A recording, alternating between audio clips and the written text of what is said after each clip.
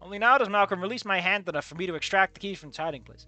I was need empty as we entered, the only sign Claudia having been her being a piece of paper on the kitchen table. On it was an easy to follow recipe for fried rice and vegetables. You telling me of rice fried these vegetables? Jesus, he literally vanished in the fucking sidebars. Malcolm had put his coat and things away while I was gathering all the supplies. After quick perusal of the kitchen and finding all the ingredients, I affirmed that I can manage cooking the dish. But to my surprise, Malcolm offered to help instead of watching cartoon and playing one of his games. Why is this small man-child following me? The small child thing. Seeing no reason not to accept, we spent some more time going over the instructions before getting started. I hope Malcolm doesn't turn into the kid that goes like, "You're gonna marry mom, right?" I hate that. I fucking hate that if Malcolm goes there. Because that's so scummy. After going over everything once or twice, I have effectively memorized the recipe and get cooking. Malcolm's help mostly consists of standing next to me and reading the instructions and pointing to what I need to do next. While it slows down the process a fair bit, I don't find myself minding the distraction. This is all still part of that one choice, by the way. Jesus fucking Christ! Like I said, the 1 month time skip is where this branch ends. We're not there yet. While it slows down the process fair bit, I find myself in the mind of the distraction. It seems he's rather enjoying being helpful, more so than if he were playing video games or watching cartoons. Because deep down, people want to do something. Very few people are truly that lazy for that long. And it is rather enjoyable having him around despite the delays. His excitement is pretty infectious. It's pretty infectious.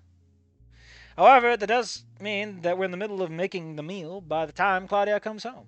From the moment she saw Malcolm and I, had a true, genuine smile spread across her face. I want to point out that this feels like we're fairly far along in the story, and I don't know if I like that, but like, we're having this massive family resolution thing, and I don't know, man, a little early. From the moment she saw Malcolm, okay, the kitchen was a bit of a disaster, but she didn't seem to mind. And what's going on here? Hi, Mom! I was helping Wynn make dinner! Well, I can see that. And how are things going in that front, Wynn? Is Malcolm being a good helper? Are you two getting along? Yeah, I'd say so. Yeah, Wynn's great. That's good. That's good. Dinner will be ready soon. Well, don't mind me then. I'll let you two chefs get back to it. It's wrong two. And just in time, too, the rice was about to burn. Claudia leaned against the entryway and watched her son, and I finished putting the finishing touches on dinner. And there was a look in her eyes I hadn't seen before, or at least one she hadn't looked at me with before now. I want to point something out that I would really appreciate, right? I know it's a bit of a weird thing to talk about, considering that the story is primarily focused on like the human connection, so I'm not going to bring it up at all. Or at least, one she hadn't looked at with me before now. Oh no, you're turning into a small child. It turns out she was a witch, and she's gonna eat you. What a twist! I decided to just focus on finishing the food instead of trying to discern what the look might actually mean. Fortunately, rice and vegetables were just about done. Sensing the meal's imminent completion, Malcolm took a spot at the table with his mother while prepared some plates. Less than a minute later, I had the dishes and the scoops of what I considered a nice-looking serving of rice on them. I decided to ferry the plates to the table, one at a time, instead of trying to replicate Claudia's technique. Once the plates were set, the playful cheer rose from the parasols, and the meal and dinner, we finally got started.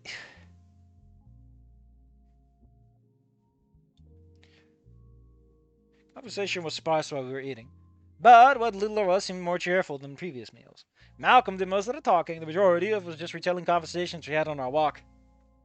Claudia, especially, seemed to be put at ease by the exuberant storytelling. Like, seriously, what the fuck are you trying to do? Once all the plates were set, a playful cheer rose from the parasaurs, and dinner, we finally got started eating. What are we trying to do, man?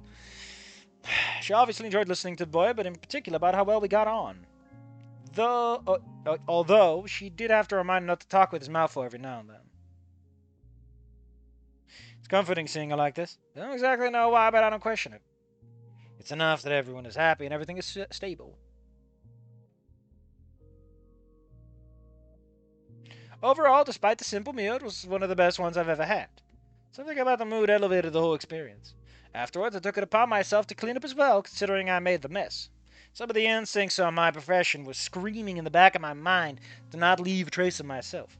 Motherfucker is cleaning like he's clearing the crime scene.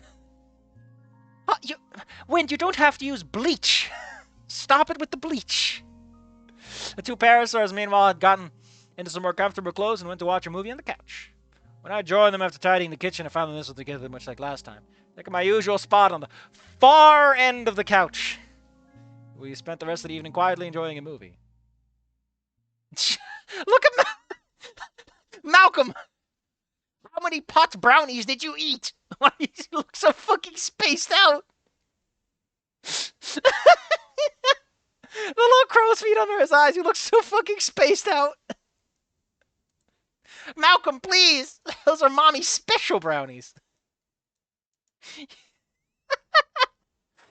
Hey, Wynn, have you ever thought about the fact that it's weird that we have, like, 5 fingers on each hand like a banana, right?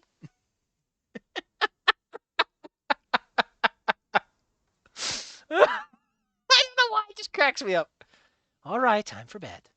Okay. Oh, man, that's cute. We got a little stretch. Go on and get your PJs on. I'll be on it. Good night, Mr. Tall Man. Good night, Malcolm. Claudia lingered a few moments longer than normal, wearing that same look as before. It looked as though there was something she was thinking about saying. Good night. But whatever it was, she apparently decided to put it aside for the usual farewell. Good night.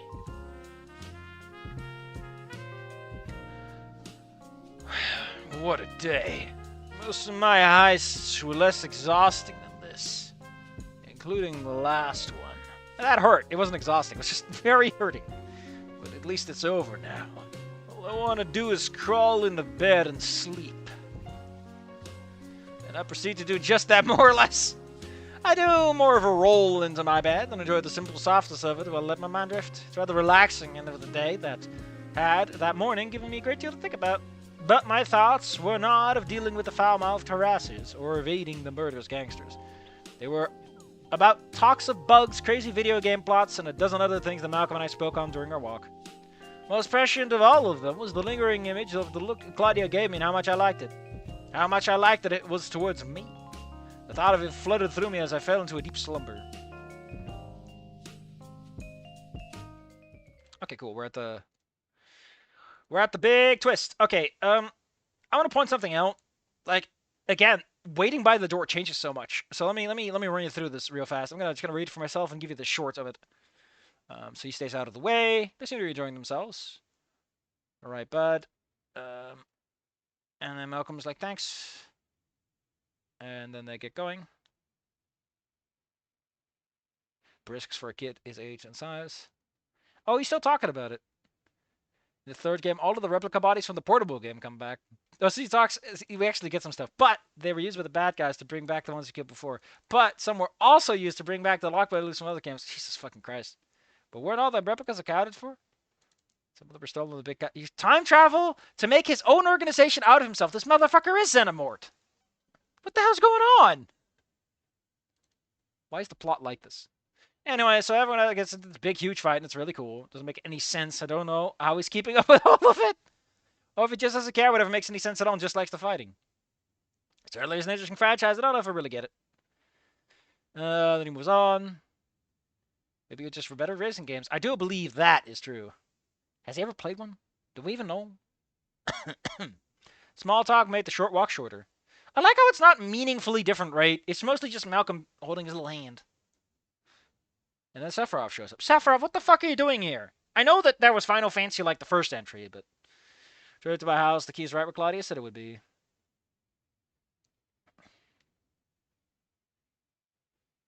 Okay, so in the original, without holding the hand and everything, Malcolm just does the TV stuff.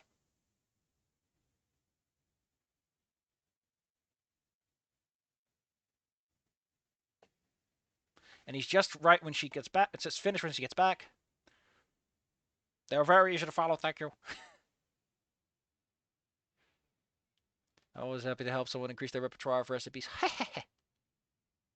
It's repertoire. Repertoire. Not repertoire. There's an extra R in there, buddy. I'm so mad. I'm so mad. I do not get French gaming. A set tables have instructed. Same old, same old. I do like that. It's like, it's still fine, right? It's the bad option, but it's not like the option that fucking kills everyone. So many fucking games, right? They go with good, bad options, and because it's good, bad, they have to make the bad options worse. They have to make them actually, like, suck ass, instead of just going, it's fine. It's just not the great option, you know?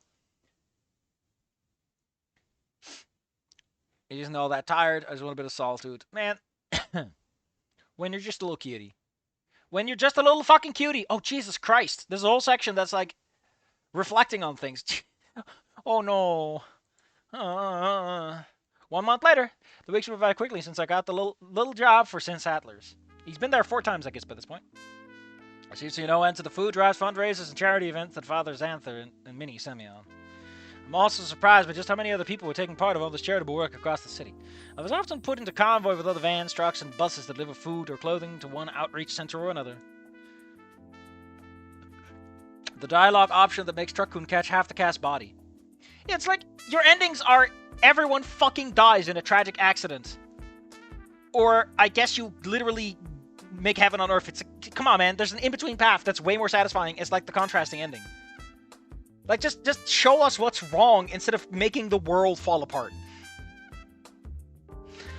Although more often than not, it's just another church. Fortunately, I've been able to make some of these trips alone, which provided me with opportunities to use more scenic routes on my way back.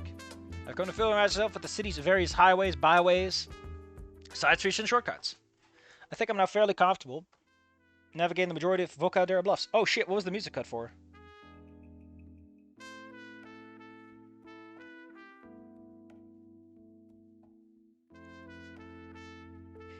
I don't know why. There's nothing in the script that would imply that it would have to change the music tracks. Maybe the title theme just doesn't work properly. Fairly confident to navigate the majority of Volcaldera bluffs. I'm confident that I can make a discreet escape unless the need arises. I certainly now know what streets to avoid if I want to get around a blockade. I've so far kept that little Trude on the Skin Road's general area, though, partially because it's not really vehicle-friendly, but always taking enough of a risk being discovered as is. I don't want to push my luck that far. Meanwhile, closer to home, so to speak, the daily life with Claudia and Malcolm is having a strange effect on me, particularly the reprieve from running these errands. So this part, you only get if you have 2 or more attachment points. And there's a section that's for only 2 or more audio. Oh god, there's so much here, man. Okay, so this song just doesn't loop for shit. Particularly as a reprieve from running these errands. Something about them being within my line of sight calms a type of anxiety I didn't know I had before. As a result, I've noticed that as the days have gone by, I've been seeking out opportunities to be with them more and more. Fortunately, they always seem to welcome my attempts to spend more time with them. The routine that was developing now, more or less, has become cemented as the new norm. Begins with us sharing breakfast and then going about our daily tasks. Claudia goes to work, Malcolm goes to school and I do house chores or run more errands for St. Sadler. Have you been spending your money? You were going to spend your money. Help him out, please. Money doesn't buy happiness, but a bare minimum does make it easier to be happy. Then in the afternoon, if Claudia is working late, I go to Tiffany's to spend time with the 2 kids. Usually only a few hours while waiting for Claudia to return. Is Tiffany actually fanged from Goodbye Volcano High because her parents are constantly gone? Malcolm and Tiffany have been eager to show me more of their favorite games during those hours. But afterwards, Malcolm and I walk home and often talk about all sorts of things. Although I'd probably more accurate say he just talks at me and I happen to listen. His chatter makes the walk much more enjoyable than it would be otherwise. Usually Claudia's home by the early afternoon and handles cooking and dinner. But on those evenings where Claudia works late, food preparation falls on me. Although the occasion when Claudia is looking particularly exhausted from work, I volunteer to cook dinner for her. Aw, man, he's such a sweet! My cooking has not always been successful, but at least the effort's been appreciated. I'm really starting to feel like I've integrated myself into the little unit. There's 2 of them. How's that a unit?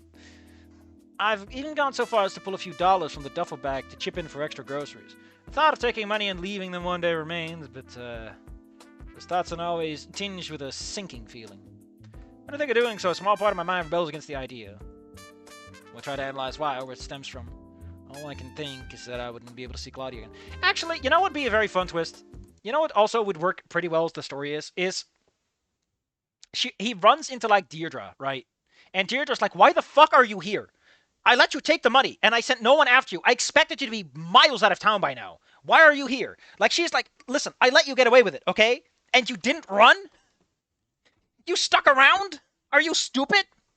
Right? Like, if he had done what he wanted to do, if he just snuck off into the night, he would have been fine. And she's like, oh my god, you're making this so much more complicated. That'd be a fun little twist. That'd be a fun twist. I'm not saying it's the right twist. I'm not saying it's a good twist, per se. But I'm saying it'd be an interesting way to handle this, you know?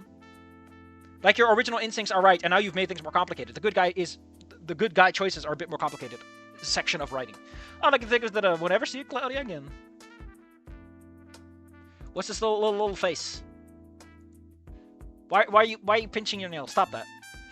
Some part of me wants to stay with her. Likes staying with her. The idea that I'm becoming infatuated with Claudia has occurred to me. However, I'm asexual and aromantic because it turns out I'm fucking stupid and I don't even know what my penis is.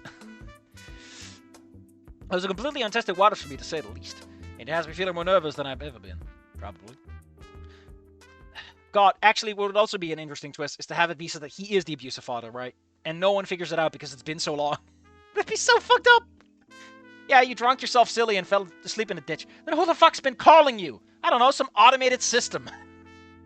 He literally, before he drunk himself into an amnesiac coma, set up an automated calling system to harass his ex-wife. That's what we call dedication to the bit. Oh, that's a good dog ending, you know. Where it's like, what the hell is going on? Split personality. Another part of my worrying is because I'm not being honest with Claudia about who I am or about us together. Or that I'm putting her and Malcolm in danger by staying with them. Eventually, if I really want to stay with and be accepted by them, I'm gonna have to tell them the truth. This is what Father Santa's been trying to tell me. Other than the looking through the discovery, there's been another thing that's marred this time with them. Calls from Claudia's harasser. Every 2 weeks, or right around the time when she's due home from work, she receives another message. She takes whatever precautions she can to make sure she is the one who answers the phone every time, or that Malcolm and I are out of the house when she won't be able to. More than anything, she doesn't want Malcolm to know anything about these calls, or see the effects they have on her. No, that's just effect with an E. Affect is to do it, and effect is the result.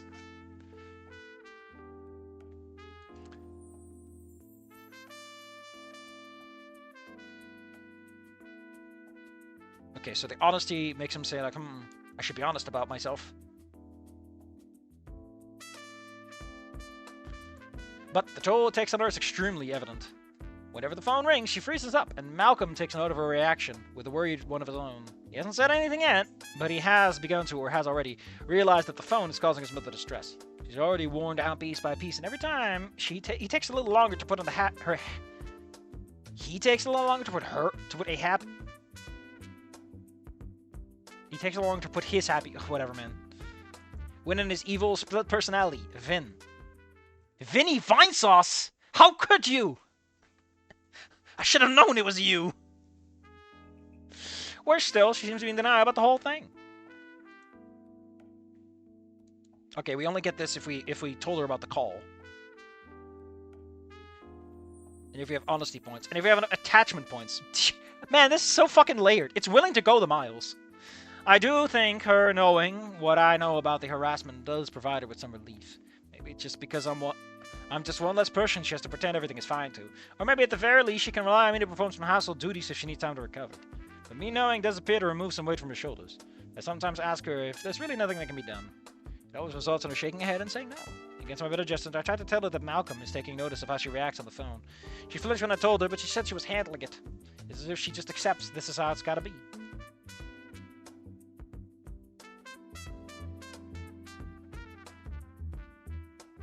This is apparently where the honesty kicks him. Which leaves me thinking that the calls themselves are only half the problem. The other half is Claudia refusing to do anything about it. Which means I have to if I want to keep her and Malcolm safe. And which means I have to if I want to keep her and Malcolm safe, or apparently only 4 people are really attached. However, if you don't have the good enough attachment points, which is the requirement for starting that whole conversation tree, daily life with Claudia has been uneventful. So much routine for walking, eating, working has forced me to find a way to distract myself. I usually do this by handling various high trolls and a bit of household maintenance. In truth, mostly waiting for words from his other contacts, the VPB about movements from Alfonsi's gang. Interesting how, if you don't have the points, he's more focused on Alfonsi. That's cute. Makes sense. I'm eerily silent ever since the robbery. I'm forced to wait. The real disturbance has been the occasional call from the harasser. He doesn't even note that it's every 2 weeks. Oh, no, there we go. Every 2 weeks, a little later. Phone rings, and she rushes to answer it, or ensure that I'm with Tiffany's. I love the slight differences here, right? Anytime it rings, she freezes whatever she's doing and rushes to answer it. But the other one, he says that she freezes up, and Malcolm takes note of the reaction. So in the other one, he's aware of the fact that Malcolm is responding. In this one, he's just like, eh. Or ensure that I'm with Malcolm at Tiffany's. And the other one, he's just like, no, I'm just out of the house. There's just those tiny little details, man. I like it. It really, like, I'm not saying you need to, but it makes clear that these are different trains of thoughts had by different kinds of people. Normally, I'd let it be. After each of these calls seems extremely stressed. Seems to be a lot going for her, too, so beaten down. She looks so beaten down after each one. If you told her about the call, her knowing that I know has only made things worse, it seems. Takes longer to reapply the friendly and happy mask she usually wears after these calls when I'm present. If this is the norm, it needs to be corrected, for she becomes unstable. Kind of unstable that will cost my hiding place. Oh, man, he's such a jerk. I love it. Oh, he's a little prickly prick. A little prickly prick. Put up them dukes, boy.